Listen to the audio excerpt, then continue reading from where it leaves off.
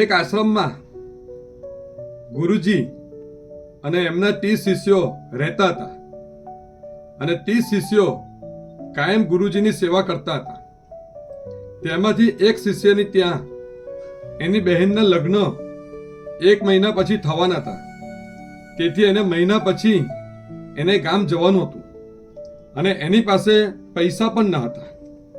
તેથી એને વિશ્વાસ હતો કે મારી બહેનના લગ્નમાં મારા ગુરુજી મને થોડી રકમ આપશે અને એનાથી મારી બહેનના લગ્ન ખૂબ જ ધામધૂમથી થઈ જશે. અને જોત જોતામાં મહિનો પૂરો થવાની તૈયારીમાં હોય છે અને એને એના ગામ જવાનું હોય છે. તેથી એ ગુરુજી પાસે જાય છે અને ગુરુજીને કહે છે કે ગુરુજી, મારા બહેનના લગ્નની હવે તૈયારી કરવાની છે, તેથી હું તમારી પાસે આજ્ઞા લેવા આવ્યો છું કે હું મારા ગામ જાઉં. અને એના મનમાં એવો વિચાર હતો કે ગુરુજી મને એના માટે મદદ કરશે.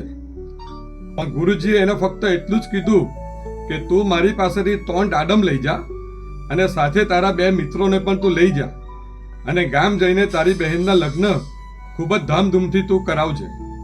તેથી એ ગુરુજી પાસેથી 3 દાડમ લઈને અને 2 મિત્રોને લઈને 2 મિત્રની સાથે એ એના ગામ જવા માટે જાય છે. ત્યારે એ રસ્તામાં એના 2 મિત્રોને કહે છે કે ગુરુજી પાસે મેં કેટલી બધી આશા રાખી હતી, પણ ગુરુજીએ તો ફક્ત 3 દાડમ જ આપ્યા છે અને મારી બહેનના લગ્ન મારે કેવી રીતે કરવા એ મને સમજ પડતી નથી. તેથી હું ખૂબ જ દુઃખી છું અને ચિંતિત છું. ત્યારે એના બંને મિત્રો કહે છે કે તું ફક્ત ગુરુજી પર અને ભગવાન પર વિશ્વાસ રાખ, બધું સારું જ થશે. રસ્તામાં જતા જતા એક નગર આવે છે અને એ નગરમાં એ લોકો 3 જણ આરામ કરવા માટે બેસે છે. ત્યારે ત્યાંના રાજાની દીકરી ખૂબ જ માંદી હોય છે અને એના માટે ઘણા બધા વૈદોને, હકીમોને બોલાવવામાં આવે છે, છતાં પણ રાજાની દીકરી સારી થતી નથી. અને તે સમયે રાજાને એક સપનું આવે છે કે અમારા નગરમાં 3 યુવકો આવ્યા છે અને એમની પાસે 3 દાડમ છે અને એ જો દાડમ મારી દીકરી જો ખાશે તો મારી દીકરી સારી થઈ જશે.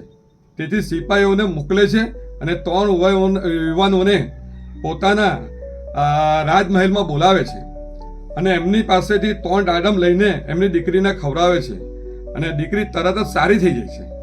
તેથી રાજા એટલો બધો ખુશ થઈ જાય છે અને ખુશ થઈને 3 જણાને સોના મોહર અને ખૂબ જ સંપત્તિ આપે છે. તેથી 3 જણા ખૂબ જ ખુશ થાય છે અને 3 જણા એ સંપત્તિ એ ધન લઈને જાય છે.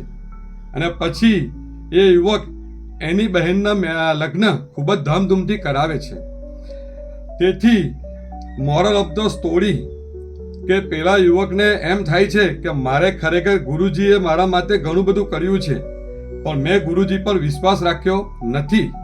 તેથી મોરલ ઓફ ધ સ્ટોરી, તમને કોઈ પણ જાતની તકલીફ પડે તો તમારે આપણે બધાએ ભગવાન ઉપર વિશ્વાસ રાખવાનો હોય છે. ભગવાન આપણા બધાની કસોટી કરે છે, પણ એના માટે આપણે ધીરજ રાખવાની હોય છે. કારણ કે ભગવાન આપણા બધાનું બધું જ જોતો હોય છે અને આપણા કરતાં સૌથી વધારે ફિકર તો ભગવાનને હોય છે.